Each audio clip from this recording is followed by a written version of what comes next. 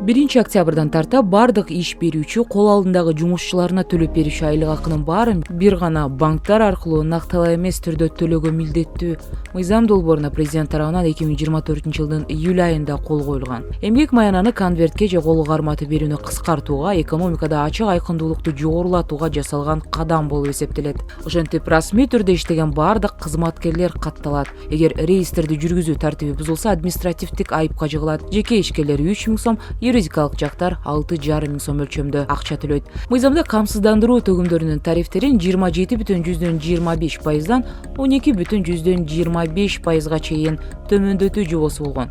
Улуттук банк болсо былтыркы жылы накталаа эмес төлөмдөрдүн көрөмү мурдагы 2022-жылга салыштырмалуу 32,3%га өсүп 14 триллион сомду түзгөнүн маалымдаган. Ошентип эмгек кодексине киргизилип жаткан жаңы өзгөртүүлөргө ылайык жеке уюмдар тарабынан бардык төлөмдөр эми кызматкердин банктык эсебине которулат.